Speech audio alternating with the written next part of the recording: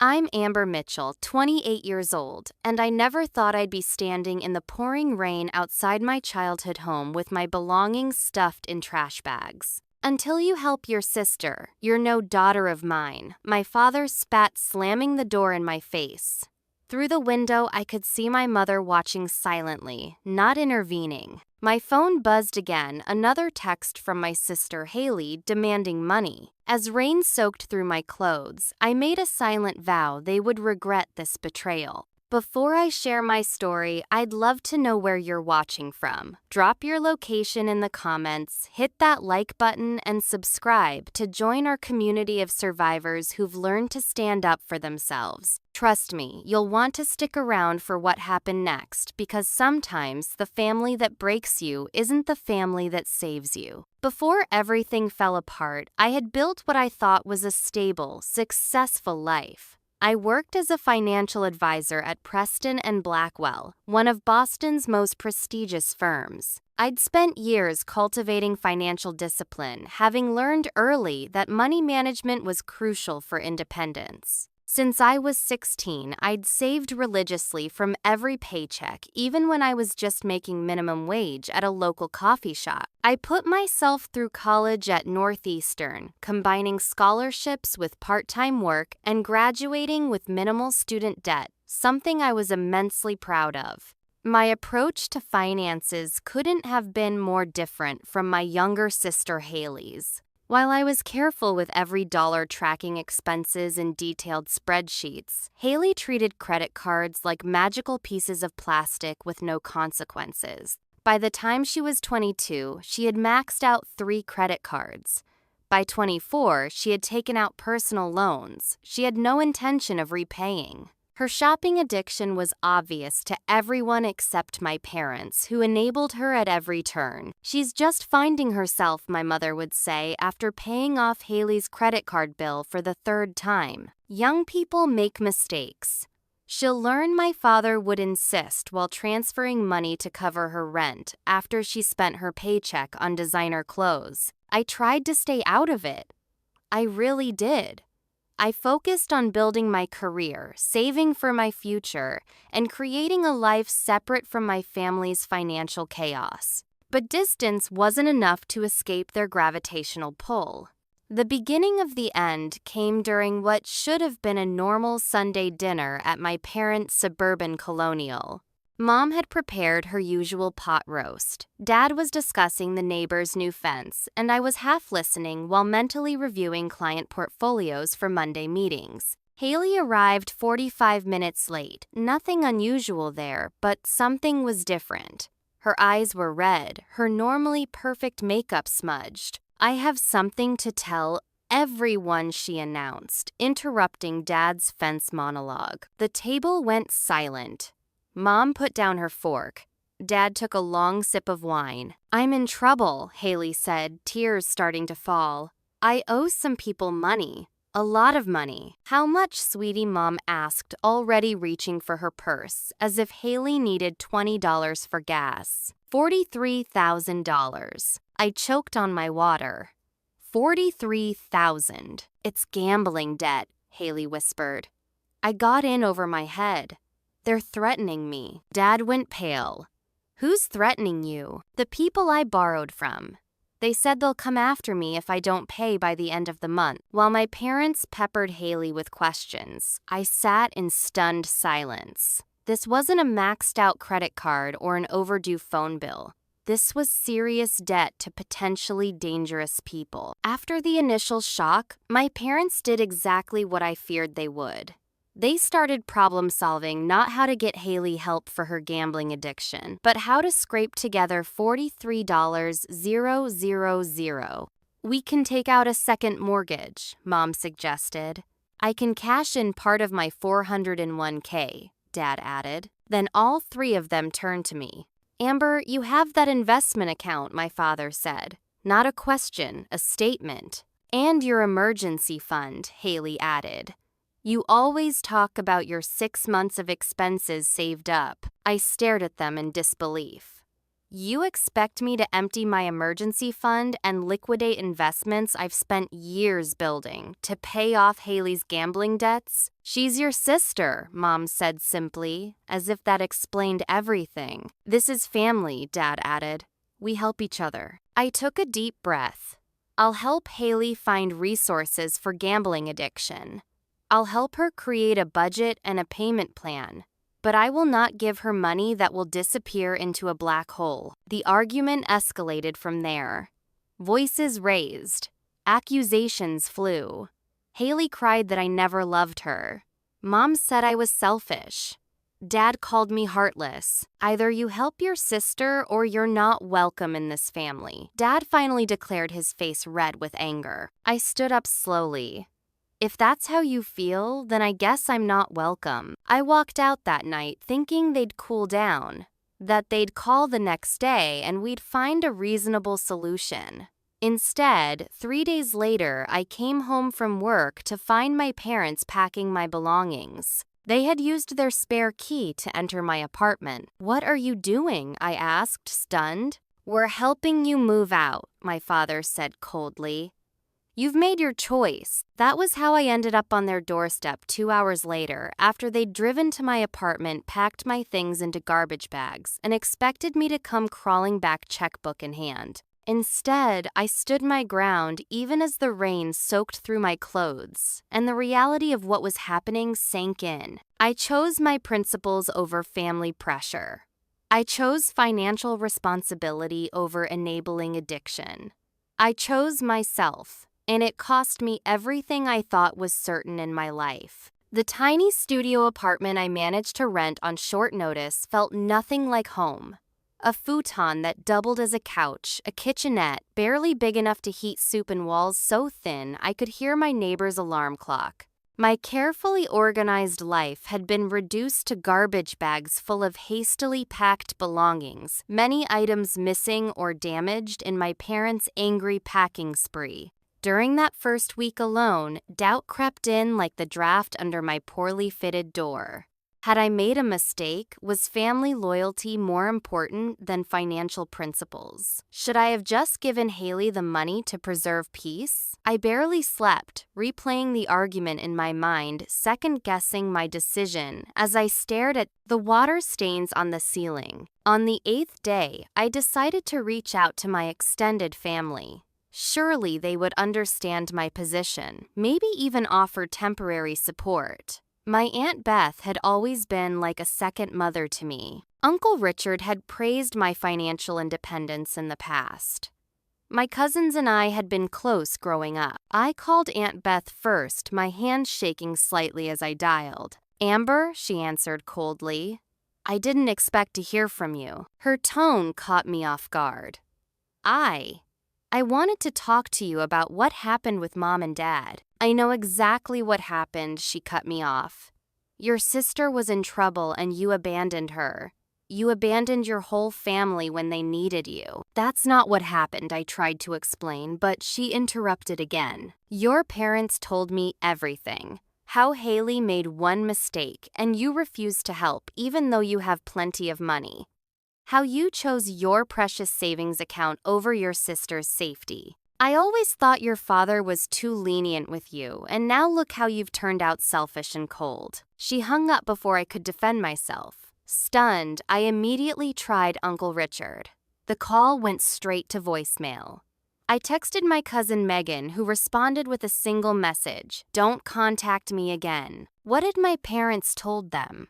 Whatever narrative they'd spun, it was clear I'd been cast as the villain. The next blow came when I tried to check my investment account, the one my parents had helped me set up when I was 18. Account access denied. They had frozen the joint investment account they managed for me, containing nearly $30,000 I had saved from my first years of working. Money that was legally mine, but tied up in an account that listed them as co-managers. With shaking hands, I opened Instagram to distract myself, only to see Haley's latest post, a selfie with our parents captioned, "So grateful for family who always show up. Some people claim to love you but abandon you when times get tough." True colors revealed. Number toxic people. Number, family first. The comments section overflowed with support for her and condemnation of me. Friends, we'd grown up with people who had known me for years, leaving messages like, "You're better off without that negativity," and I always thought there was something off about her. I closed the app and threw my phone across the room, narrowly missing the window. When it buzzed again, I retrieved it to find direct messages pouring in. Former classmates, family, friends, even distant relatives. I barely knew, all reaching out to tell me what a terrible person I was. How could you do this to your sister? Your parents gave you everything, and this is how you repay them. You always were the selfish one. That night, sitting on my futon in the dark, I experienced my first moment of true breakdown. I sobbed until my throat was raw, until my eyes were swollen, until my body simply had no more tears to give. The betrayal cut deeper than I could have imagined. Not just my parents choosing Haley, not just the loss of my savings, but the systematic destruction of my reputation and relationships. As dawn broke through my thin curtains, I made a decision. I blocked my family on all social media platforms. I changed my phone number. I closed the email account they knew. I would not give them the satisfaction of witnessing my pain, nor would I provide them access to inflict more damage. From that moment, I would focus solely on myself, on surviving, on rebuilding, on proving that I could stand alone if I had to. What I didn't realize then was that standing alone would eventually lead me to finding people who would stand with me, people whose loyalty wasn't conditional on sacrificing my financial security. But those connections were still months away. First, I had to navigate the wasteland my family had created of my life. 6 weeks after being kicked out, I barely recognized my own life or myself. The initial shock had worn off, replaced by a grim determination that propelled me through each day. I threw myself into my work with an intensity that surprised even me, arriving at the office before everyone else and leaving long after dark. My boss noticed. "Amber, I've never seen someone so devoted to financial portfolios," Craig said, one evening, finding me still at my desk at 8 p.m. "Is everything all right?" I gave him my practice smile. Just passionate about helping our client. He didn't believe me, I could tell, but he respected my privacy.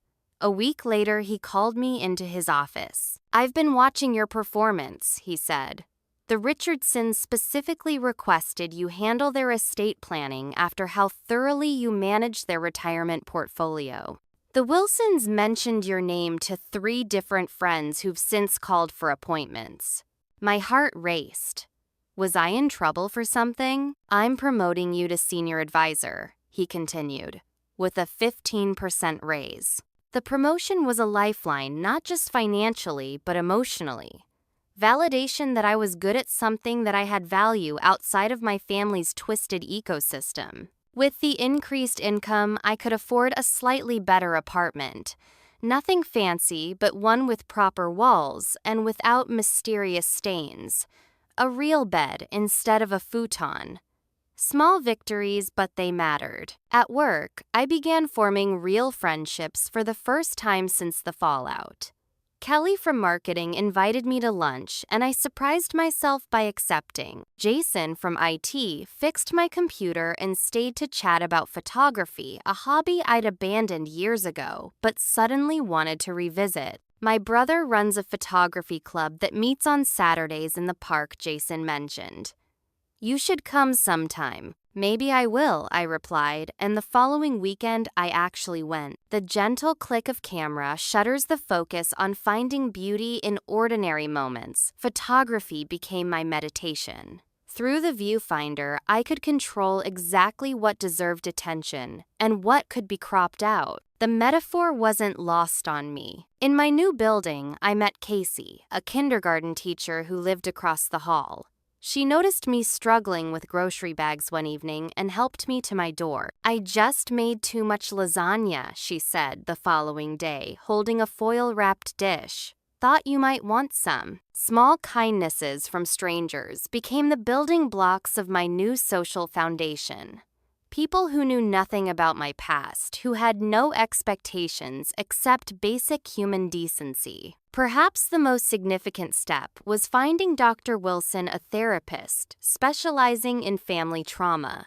During our first session, I couldn't stop talking words, pouring out like I'd uncorked a shaken bottle. "What you're describing," she said gently, after I'd finished, "is financial abuse.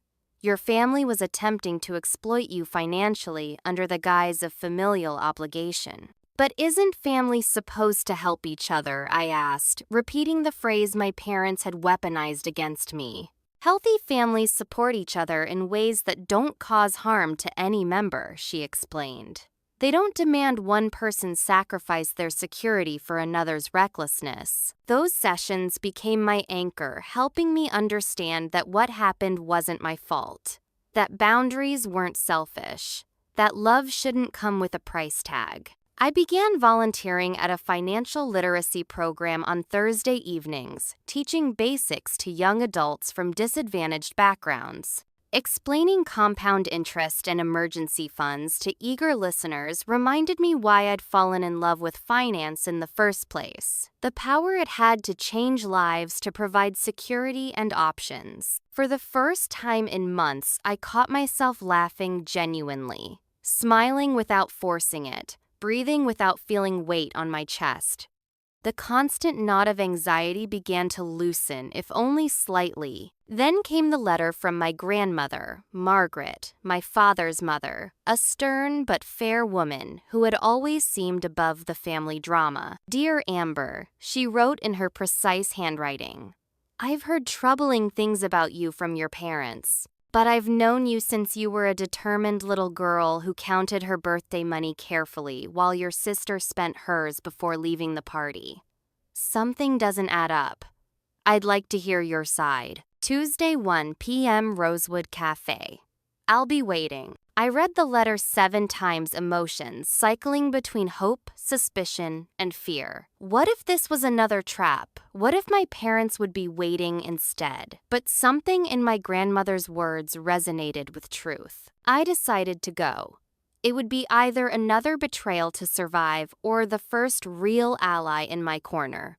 Either way, I was strong enough now to face it. As I walked into the cafe that Tuesday, I realized something profound had shifted within me.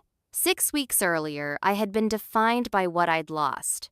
Now I was increasingly defined by what I was building. It wasn't a complete victory, not yet, but it was my first real step toward reclaiming not just my life, but my self-worth. The Rosewood Cafe was exactly the kind of place my grandmother would choose. Traditional quiet with proper tablecloths and servers who remembered regular customers. I spotted her immediately back straight, as always, silver hair perfectly styled, stirring her tea with deliberate precision. "Amber," she said as I approached, her eyes appraising me carefully.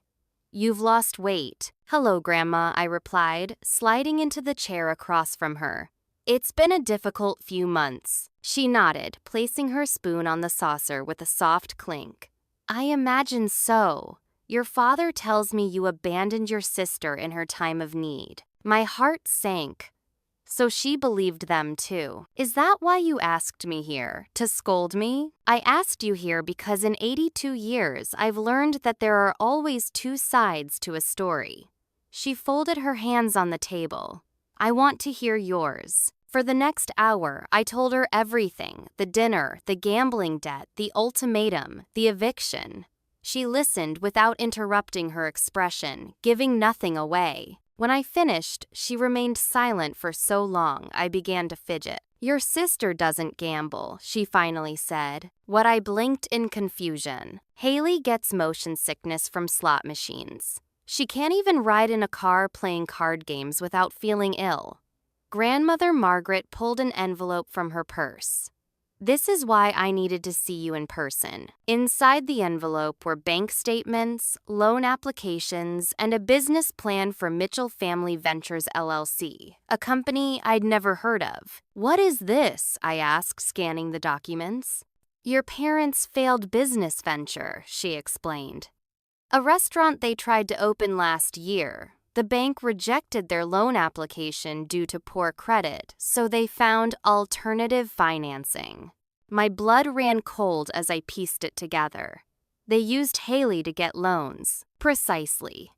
They convinced her to apply for personal loans and cash advances, promising they'd make all the payments once the restaurant started generating revenue. But restaurants often fail, I said, my financial advisor brain automatically assessing the risk. This one never even opened. They lost everything on bad contractors and a lease they couldn't afford. She tapped the business plan. They were counting on you to bail them out. You were always their safety net. That's why they were so angry when I refused. The realization hit me like a physical blow. But why lie about gambling debts? Why not just tell me about the business? Because you would have asked questions. You would have wanted to see business plans, projections, contracts. You would have realized how poorly planned it was. She sighed heavily. They knew you wouldn't throw good money after bad for a business, but they thought you might do it to save your sister. I felt sick. Does Haley know she was used as a pawn? I don't know. But there's something else. Grandmother's expression turned grave. I found these while looking into the business. She slid several credit card statements across the table. My name was at the top of each one, but the addresses were my parents' house. Cards I'd never applied for, never received, never used, with thousands in charges at restaurants, hotels, and stores I'd never visited. They stole my identity, I whispered, the room spinning slightly. I believe so. And I suspect you're not the only one. She reached across the table and took my hand. Amber, this isn't about family loyalty. This is fraud. I sat in stunned silence, trying to process the magnitude of the betrayal. Not just emotional manipulation, not just familial pressure, but actual crimes committed against me, against Haley, possibly against others. What do? I finally asked, my voice small. That depends on what you want the outcome to be, she replied carefully. If you want justice, there are legal routes. If you want protection, there are financial steps to take. If you want reconciliation, she paused. That may be more complicated. On the train ride back to my apartment, my phone buzzed with a call from an unknown number. Against my better judgment, I answered. Amber. My father's voice was instantly recognizable, tone cold with barely controlled fury. What exactly do you think you're doing talking to your grandmother about private family matters? My blood froze. How did you— Drop it, he cut me off. Whatever you think you know, whatever she told you, drop it now. You have no idea what you're messing with. You stole my identity, I said, finding courage in the truth.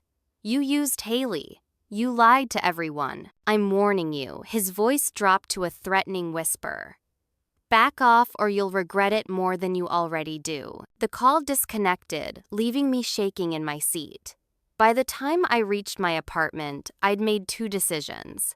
First, I called Miles Harris, an attorney specializing in identity theft whom I'd met through work. Second, I filed a police report about the fraudulent credit cards. That night, I sat on my bedroom floor, surrounded by documents, trying to reconstruct the financial web my parents had woven. The deeper I dug, the worse it looked. This wasn't a one-time act of desperation. This was a pattern calculated and deliberate. As I finally crawled into bed around 3 a.m., I realized the family I thought I had never existed. The parents who taught me about saving, who praised my financial discipline, who seemed proud of my independence. They had seen me not as a daughter to love, but as a resource to exploit.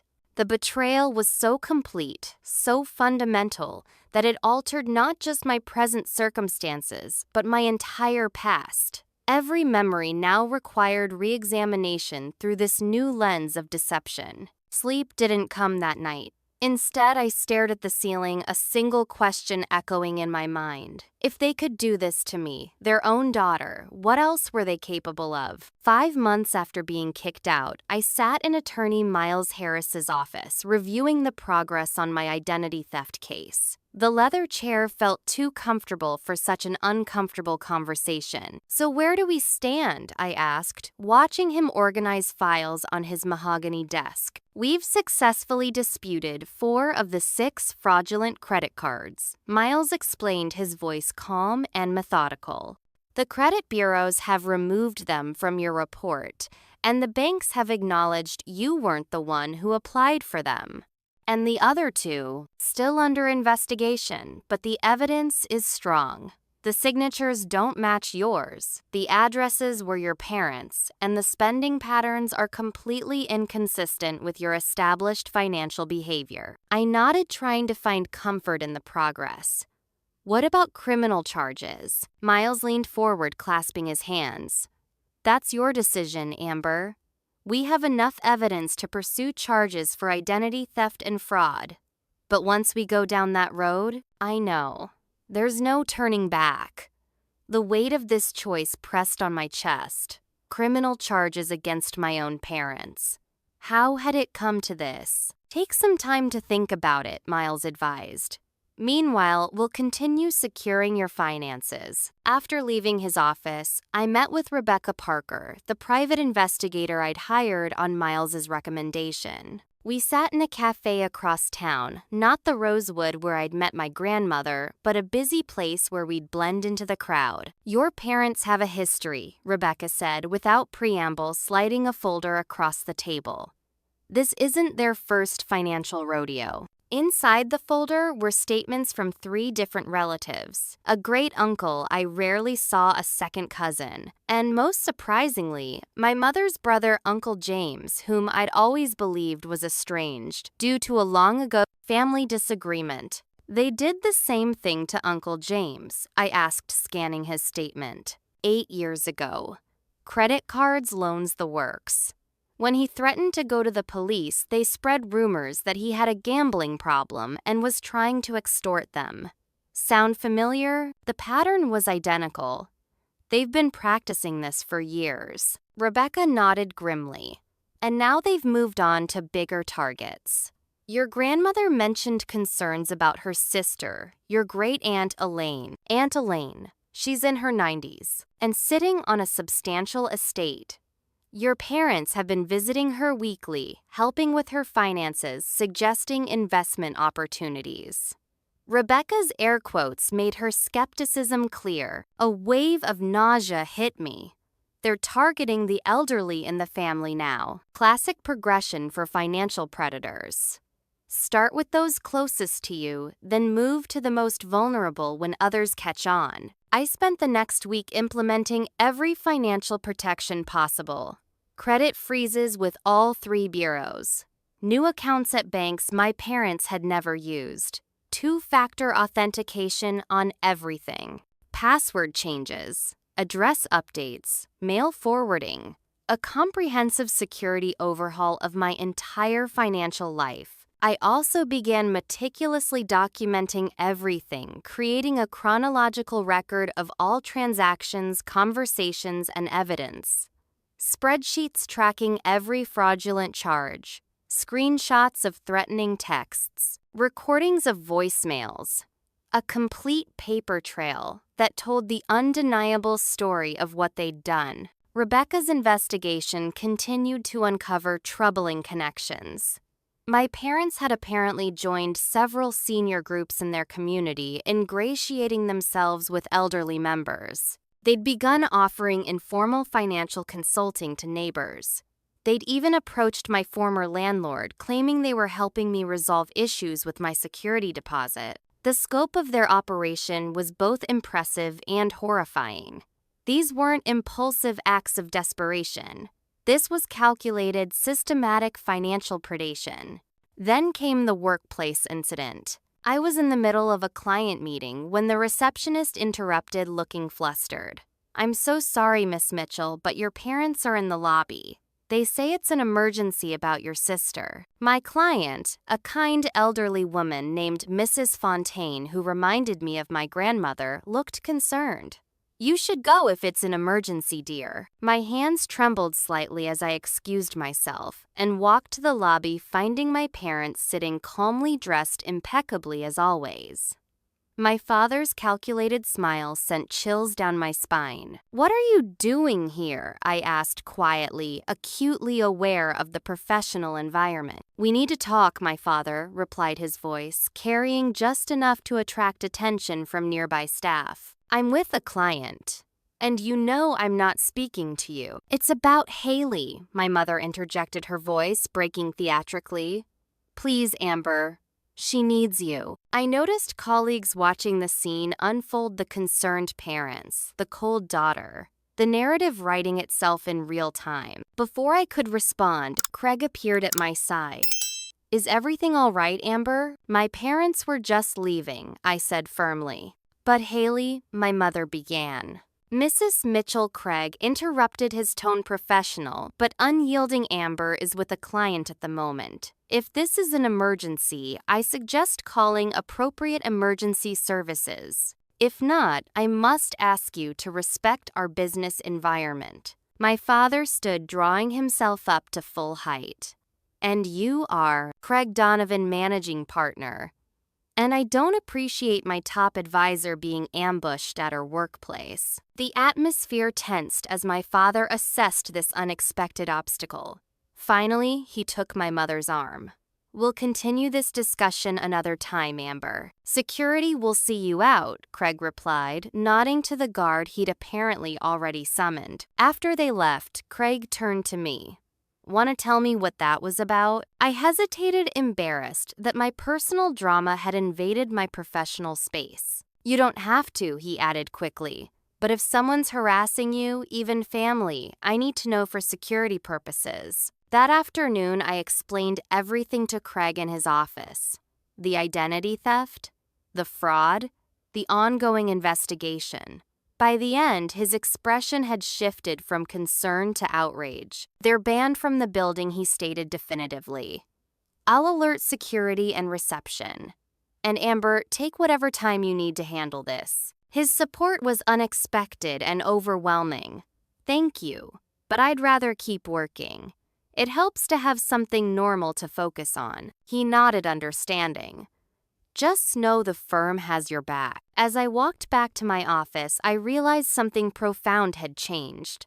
I was no longer just defending myself. I was actively fighting back, building a case, gathering allies, creating a strategy. My parents had declared war months ago. I was finally deploying my counteroffensive. And unlike them, I had truth on my side. That night, I added a new section to my documentation: Workplace Harassment Incident Hasson. Something told me it wouldn't be the last entry in that category. 7 months into my new life, I had established a routine that brought some stability. Weekdays were for work, where I'd thrown myself into helping clients secure their financial futures. Tuesday, evenings were for therapy with Dr. Wilson.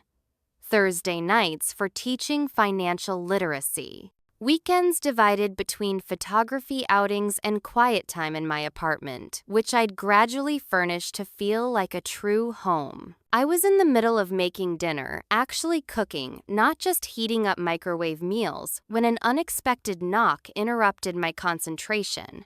Through the peephole, I saw a face I hadn't seen in 7 months. Haley. My pulse quickened as conflicting emotions surged: anger, concern, longing, suspicion. I briefly considered not answering, but curiosity won out.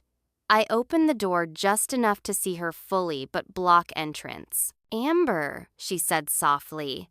Her appearance shocked me. The designer clothes were gone, replaced by simple jeans and a worn sweater.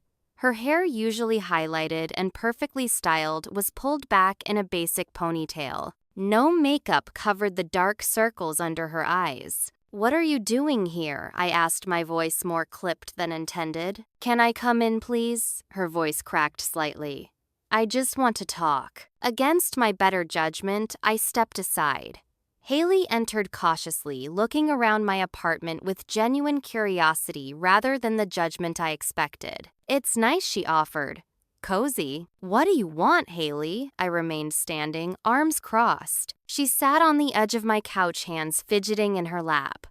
"I came to apologize." "What happened?" "It wasn't right. How they treated you, how I treated you. I'm sorry." The apology sounded genuine, her eyes meeting mine with what appeared to be real remorse. For a moment, I felt the pull of hope. Perhaps my sister had finally seen the truth. "It's been 7 months, Haley." "Why now?" "I've been doing a lot of thinking. A lot of—" She hesitated. "Growing up, I guess. Realizing how messed up everything was." She took a deep breath. "I miss you. You're my sister." I sat across from her, maintaining distance. "I missed you too. But a lot has happened." For the next hour, we really talked, in a way we hadn't in years. Haley spoke about feeling overwhelmed by the debt, about our parents convincing her the gambling story would be more likely to get my help. She expressed regret for the social media posts, the lies told to family members. "I was scared and desperate," she explained. "They told me if you helped, everything would be okay. When you refused, they said you'd abandoned us, that you were selfish." She wiped away tears. I believed them because it was easier than admitting they'd put me in that position. Her vulnerability was disarming. The conversation flowed into childhood memories, shared experiences, the complicated dynamics of growing up in our family. For brief moments, it felt like reconnecting with my little sister, the real person beneath the family drama. As the evening progressed, however, I noticed subtle shifts. Casual questions about my job. Comments about my nice furniture with questions about what it cost. Inquiries about whether I'd managed to recover financially after moving. When I went to the kitchen to make tea, I returned to find Haley quickly setting down a stack of mail she'd clearly been examining. Later, as I excused myself to use the bathroom, I deliberately left my phone on the coffee table screen down. Through a crack in the bathroom door, I watched her quickly flip it over, frown at the lock screen, and replace it. My heart sank. The reconciliation was a pretense. The final confirmation came when she asked to use my bathroom. I directed her to it, then noticed my bedroom door slightly ajar, a door I always kept closed. Quietly approaching, I watched as Haley rifled through papers on my desk, snapping photos with her phone of my bank statements. "Find what you're looking for?" I asked from the doorway. She jumped, nearly dropping her phone. I was just looking for a tissue." In my financial documents, the disappointment was crushing, even though I'd suspected her motives. "Mom and Dad sent you, didn't they?" Haley's facade crumbled. "They said you'd calm down by now. That you'd probably be willing to help if I just talked to you." Her eyes filled with tears, but this time I recognized the performance. "We're really in trouble, Amber. The bank is foreclosing on the house. Dad's car got repossessed last week, and they sent you to scope out whether I have money they can take." She didn't deny it. "They said, you owe us. That family helps family. The way you helped me when they kicked me out. The way you helped by lying to everyone we know." My voice remained steady despite the pain. "What exactly do I owe you, Haley?" "They'll lose everything," she cried, abandoning subtlety. "Where will they go? Where will I go?" I looked at my sister, really looked at her. Despite being only 2 years younger, she suddenly seemed like a child unable to function without our parents' direction, unable to see their manipulation. "Haley, they're using you. Just like they used you to get those loans. Just like they're trying to use you now to get to me." That's not true, but her protest lacked conviction. "Do you even know what they did with all that money? Do you know they took out credit cards in my name, that they're targeting Aunt Elaine now?" Confusion flickered across her face. "What are you talking about?" I retrieved copies of the fraudulent credit card statements, the documentation of identity theft, the private investigator's reports. laid them out on the coffee table one by one. This is who they really are, Haley. Not just bad with money, not just desperate parents trying to help their daughter. They're con artists who see family as targets. She stared at the evidence, shaking her head slightly.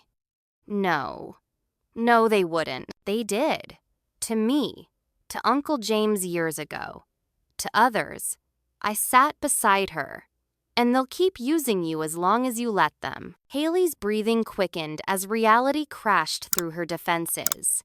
What am I supposed to do? I live with them. I depend on them. I don't have anywhere else to go. For the first time that evening, I saw genuine emotion from my sister, raw fear. You could start over, I suggested gently. Get your own place. A job where they can't access your money. I could help you, not with cash, but with guidance, resources, support. Hope flickered briefly in her eyes before extinguishing.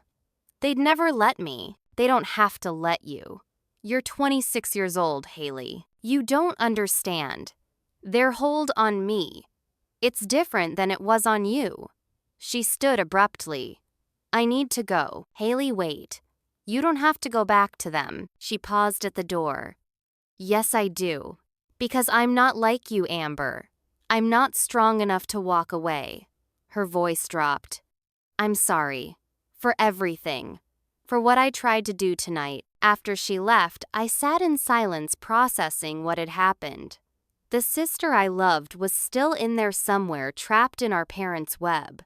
She'd been sent as a spy but had shown genuine remorse. She'd attempted reconciliation under false pretenses, but had momentarily connected authentically. My phone buzzed with a text from an unknown number. Did you convince her, Dad? Clearly not meant for me. Haley had received it likely, asking if she'd convinced me to provide financial help. Another piece of evidence for my growing file. That night, I added security cameras to my apartment door and windows. Changed the locks.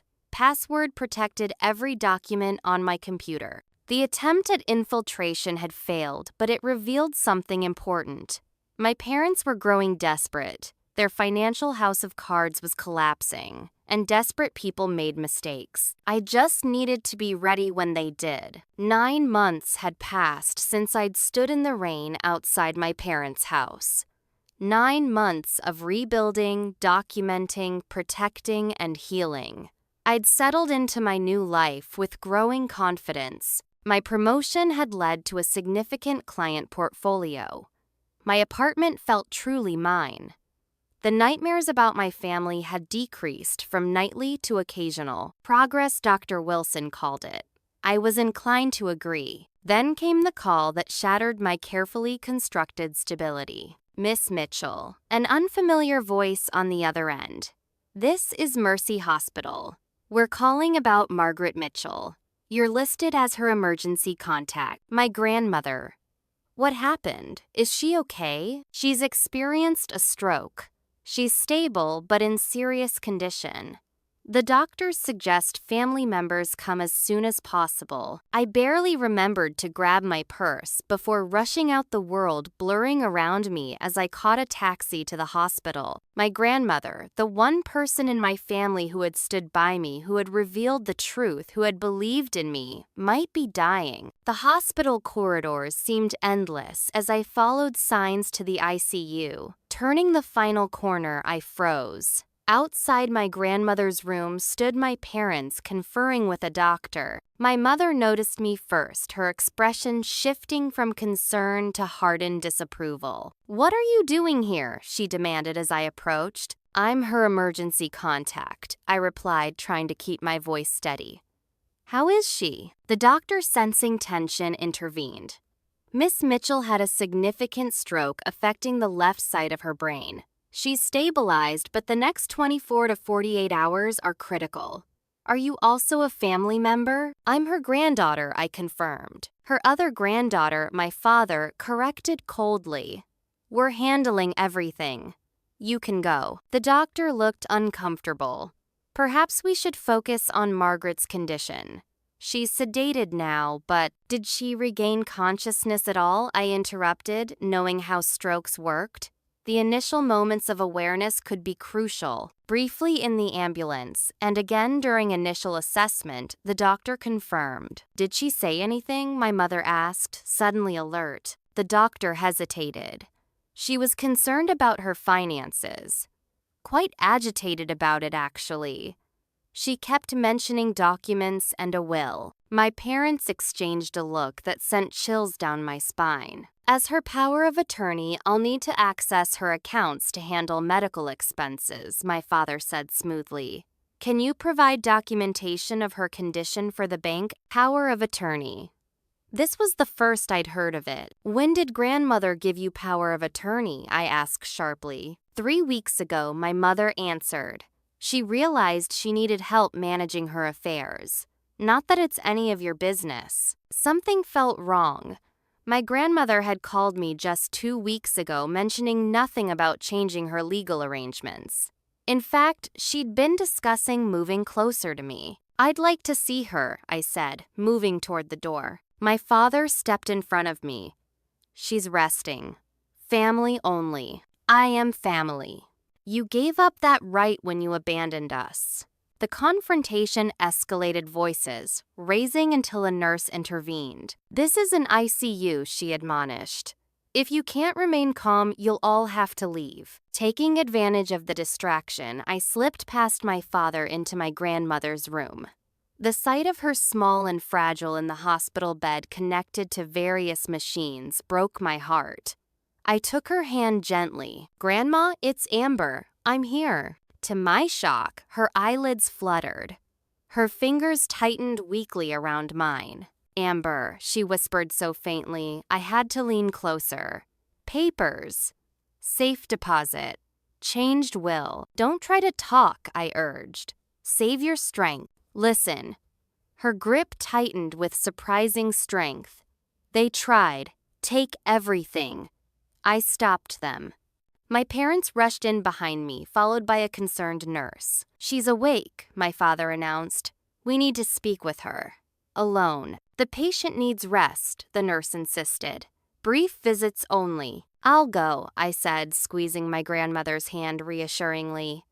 I'll be back soon. Her eyes clouded with medication, but still sharp met mine. Safe deposit, she repeated. Key, purse. I nodded subtly to show I understood. In the hallway, the tension remained palpable as we waited for updates. My mother continuously checked her phone. My father paced impatiently. Neither spoke to me directly, though they whispered to each other frequently, casting suspicious glances my way. When the nurse stepped out to grab supplies, my mother made her move. I need to get Margaret's personal effects. Her purse jewelry, that sort of thing. Hospital policy requires a staff member to release personal items, the nurse replied firmly. And the patient is still using the room. But we're family, my mother insisted. So is she, the nurse nodded toward me. And until the patient specifies otherwise, all family members have equal standing. My mother's expression darkened. You don't understand. There are medications in her purse that she needs. The hospital is providing all necessary medications, the nurse countered, increasingly suspicious. The standoff continued until a hospital security guard approached. Is there a problem here? Yes, my father interjected. This woman, he pointed at me, is harassing our family during a medical emergency. She's been estranged for months and is only here to cause trouble. The security guard turned to me. Ma'am, I'm Margaret Mitchell's granddaughter, an emergency contact, I stated calmly. I have every right to be here, and I'm concerned about my parents' unusual interest in grandmother's purse and financial documents. She's lying, my mother hissed. She abandoned her own sister when she needed help. Ask anyone in the family. The situation deteriorated rapidly. Accusations flew. Hospital staff attempted to diffuse the tension. Eventually, a hospital administrator was called.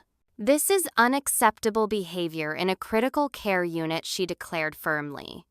Either resolve this civilly or all visitors will be temporarily restricted. During the commotion, I noticed my father slipping into my grandmother's room.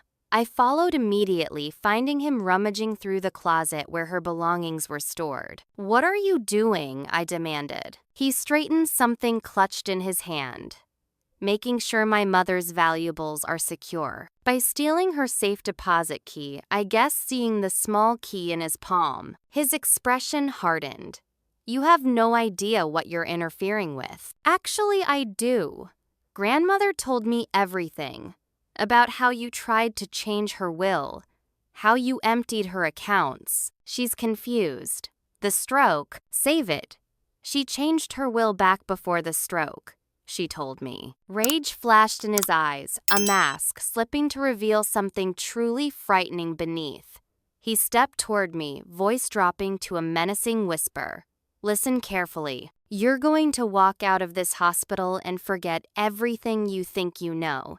If you don't, I promise you'll regret it more than you can imagine." For a terrifying moment, I thought he might actually strike me. I'd never seen my father violent, but the person before me now was someone I didn't recognize. "Is that a threat?" I asked, standing my ground, despite my pounding heart. "It's a guarantee," he replied coldly. "You think you've suffered. You have no idea what we can do." The confrontation ended when a security guard appeared in the doorway. "Sir, step away from her now." My father immediately transformed his expression, shifting to concerned innocence. "Just having a family discussion." "Not anymore. Both of you out of the patient's room." In the hallway, additional security had arrived. The hospital administrator approached, her expression severe. "This situation has become untenable. For the well-being of our patient and other families in this unit, I'm implementing restricted visitation. One visitor at a time, approved by the patient when conscious and by her medical proxy when not." "I'm her medical proxy," my father immediately claimed. Actually, the administrator consulted her tablet. "Our records show that Margaret Mitchell filed an advance directive last month, naming Amber Mitchell as her healthcare proxy." The look of shock on my parents' faces would have been satisfying under different circumstances. "There must be a mistake," my mother sputtered. "No mistake. The documentation is quite clear." The administrator turned to me. "Miss Mitchell, as your grandmother's designated proxy, you may stay. The rest of you will need to leave and return during standard visiting hours tomorrow." My father's mask slipped again, pure fury flashing across his features before he controlled himself. "This isn't over," he murmured as security escorted them toward the elevator. That night, as I sat by my grandmother's bedside, I called attorney Miles Harris to explain the situation. By morning, we had filed for an emergency protective order against my parents, citing the hospital confrontation and my father's explicit threat. The judge granted it immediately, no contact within 100 yards of me or my grandmother. When Margaret regained consciousness the next day, her first words were about the will and financial documents secured in her safe deposit box. Documents that proved my parents had attempted to defraud her just as they had me. As I held her frail hand, the full reality of what I was fighting became clear. This wasn't just about financial manipulation or family dysfunction. This was about protecting the vulnerable, my grandmother, myself, and perhaps even Haley, from people who had revealed themselves to be genuinely dangerous. The family I thought I knew had never existed. The parents who raised me were strangers, wearing familiar faces. And now I had to make the hardest decision yet, whether to expose them completely, potentially sending them to prison, or try one last time to end this without destroying what remained of our family. The clock was ticking. My grandmother was recovering but fragile. My parents were desperate and cornered. And I was finally seeing with absolute clarity what needed to be done. 11 months after being kicked out, I sat in Miles Harris's conference room, surrounded by an expanded legal team. The table was covered with documents, evidence of my parents' financial crimes, organized into meticulous portfolios. Let's review where we stand. Miles began addressing the room. The Mitchell residence is officially in foreclosure. Bank notices have been sent, and they have 30 days before eviction proceedings begin.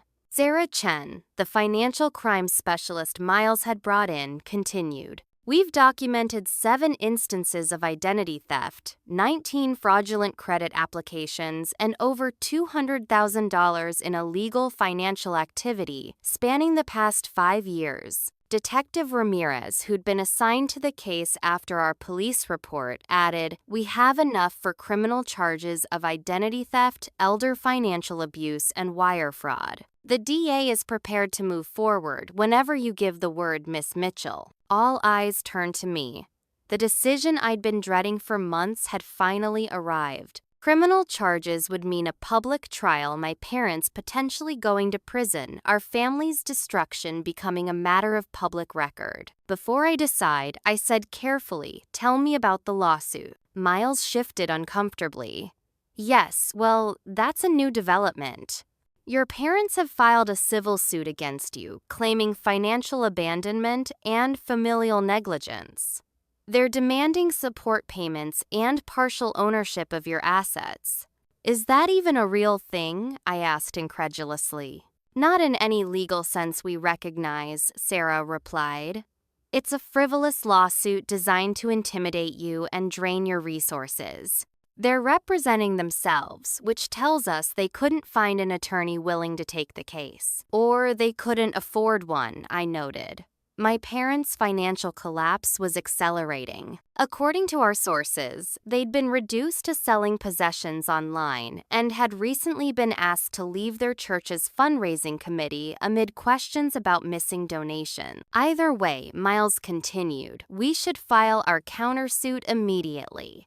Your grandmother's evidence is compelling, and with the documentation from other victims." A knock interrupted him as his assistant entered looking apologetic. "Sorry to interrupt, but this just arrived for Miss Mitchell."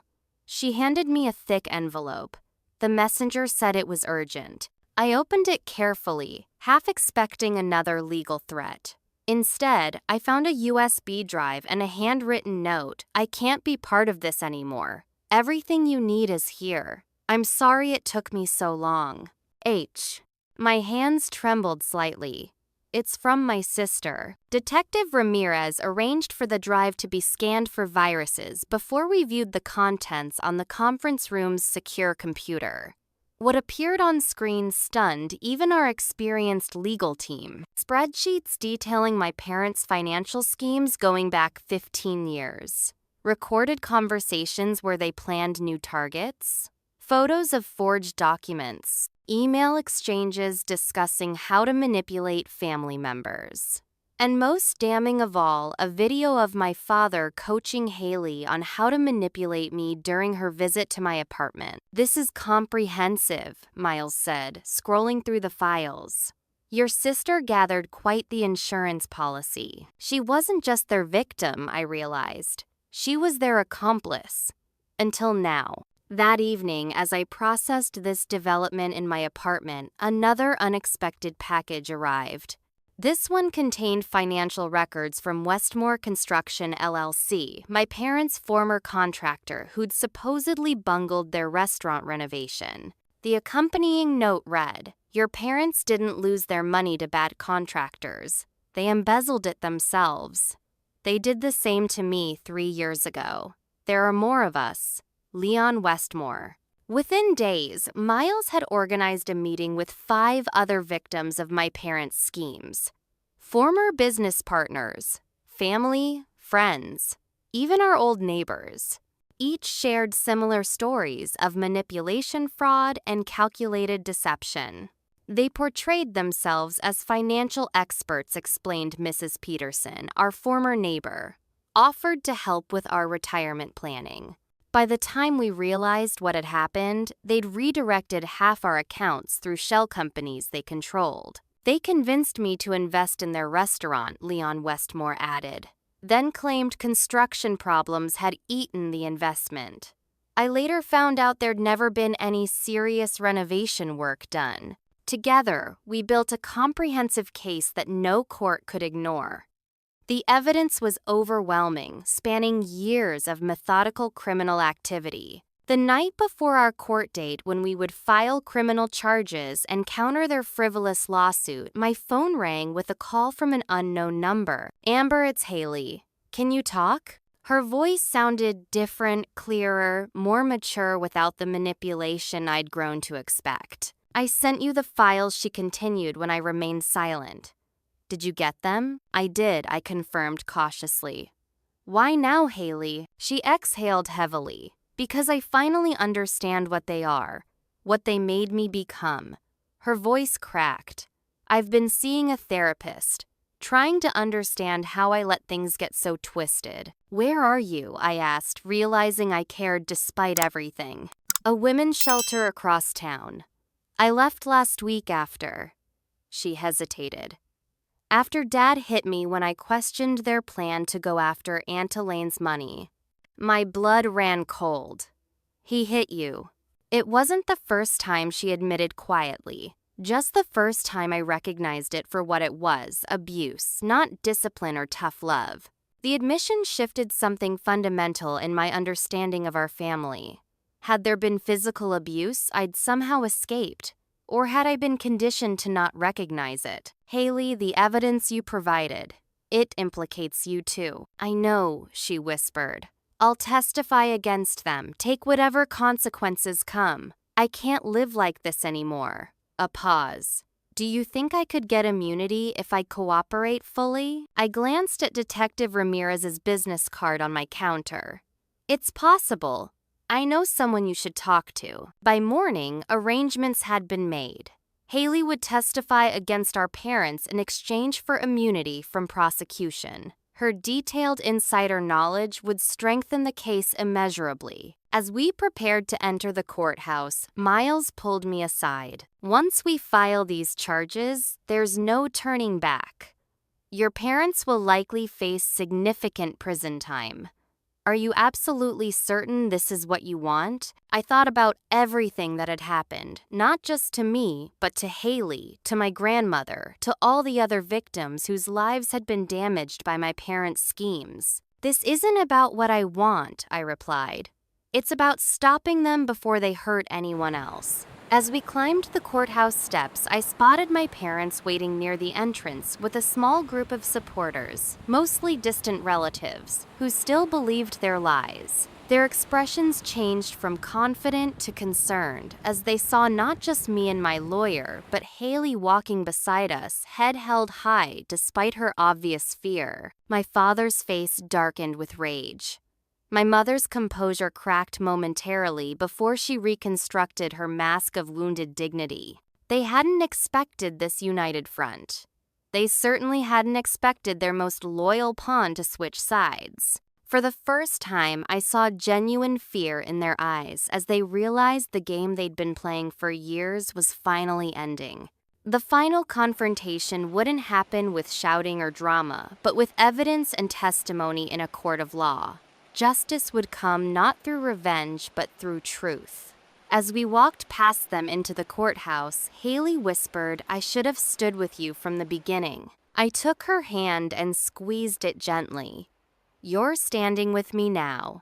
That's what matters." Together, we pushed open the heavy courthouse doors, stepping into the light of truth and accountability that my parents had evaded for far too long. 1 year after being kicked out, I stood in my kitchen arranging a platter of roasted vegetables for my first ever hosted Thanksgiving dinner. Sunlight streamed through windows of an apartment that now truly felt like home, highlighting photos I'd taken during my weekend photography outings. The scent of herbs and butter filled the air as the turkey, my ambitious culinary project, continued cooking. So much had changed in a year. The court case against my parents had been swift and devastating. The evidence we presented was irrefutable years of documented fraud, identity theft, and elder financial abuse spread across multiple victims. Media outlets picked up the story, dubbing them the family fraudsters and turning our private tragedy into a cautionary tale about financial predators hiding in plain sight. I hadn't wanted the publicity, had even tried to avoid it, but there was no containing the story once it broke. Financial crimes experts appeared on morning shows discussing the case. My inbox filled with interview requests I politely declined. Former clients from my parents' various schemes came forward with additional evidence. The vindication was both healing and painful confirmation that I had been right, but also a permanent public record of our family's destruction. My parents now faced significant consequences. My father had been sentenced to 8 years for his leading role in the schemes. My mother received 5 years with possibility of earlier parole due to her secondary involvement, though evidence suggested she'd been far from an innocent bystander. Their appeals were pending, but their legal team appeared pessimistic about the outcomes. The hardest part hadn't been the trial, or even the sentencing. It had been the moment in the courthouse hallway when my father, being led away in handcuffs, had looked at me with pure hatred and said, "You're dead to us. Forever." Not remorse, not understanding, just final rejection from the man who had once taught me to ride a bike and checked under my bed for monsters. Haley's journey had been challenging, but promising. After providing crucial testimony, she'd entered intensive therapy and a financial rehabilitation program. She'd moved into a small studio apartment, similar to my first post-eviction home, and found work as an administrative assistant at a local nonprofit. Our relationship remained complicated. Too much damage had been done for instant reconciliation, but we were rebuilding with careful honesty. "Need help with anything?" Haley asked now, entering the kitchen with cautious familiarity. She still walked on eggshells around me, sometimes unsure of her place. "Can you arrange the cheese board? You always had a better eye for that sort of thing." She nodded, pleased at the simple acknowledgement of a skill. These small moments of normality were our building blocks. Grandmother Margaret's recovery had been remarkable. After 2 months of rehabilitation, she'd moved to an assisted living community just 15 minutes from my apartment. I visited her 3 times weekly, often bringing updates about my work or photos from my weekend outings. She'd become not just family, but a friend and mentor. "The cranberry sauce needs more orange," she declared, appearing in her wheelchair at the kitchen entrance. At 83, stroke survivor or not, she still had firm opinions about proper holiday cooking. "Yes, ma'am," I laughed, adding another squeeze of orange to the simmering pot. The doorbell rang, announcing the arrival of my other guests. Casey from across the hall entered bearing homemade rolls. Kelly and Jason from work followed with wine and dessert. Dr. Wilson Diana, now outside of therapy sessions, brought a vegetarian side dish. My chosen family, as she'd helped me recognize them. Last to arrive was Craig, my boss, who'd become a mentor after standing by me throughout the ordeal. "Something smells amazing," he declared, handing me a bouquet of autumn flowers. Amber Mitchell hosting Thanksgiving, never thought I'd see the day. "That makes 2 of us," I admitted. As everyone settled around the table, I'd carefully expanded with a rented addition. I took a moment to appreciate the scene. A year ago, I'd been alone, betrayed and shattered. Now I was surrounded by people who had chosen to be in my life not out of obligation or manipulation, but out of genuine connection. "Before we eat," I said, raising my glass, "I want to thank everyone for being here. A year ago, I thought family meant people who shared my DNA regardless of how they treated me. I've learned it's so much more than that. Family are the people who stand by you, who tell you the truth, even when it's hard, who respect your boundaries and celebrate your growth." Tears threatened, but I continued. "Family are the people at this table. Thank you for being mine." Glasses clinked. Genuine smiles were exchanged. The meal progressed with conversation, laughter, and moments of surprising joy. Later, as guests helped clear dishes despite my protests, Haley approached me in a quiet moment. "I keep waiting for you to throw me out," she admitted softly. to punish me for everything I did. I considered her my only sibling, both victim and accomplice, now trying so hard to rebuild her life with honesty. That's not who I want to be, Haley. I don't want to carry their patterns forward. How did you get so strong? She asked, genuine wonder in her voice. I'm not sure I am, I replied honestly. I'm just trying to make choices I can live with. Creating boundaries isn't about punishment, it's about protection. I'm learning the difference.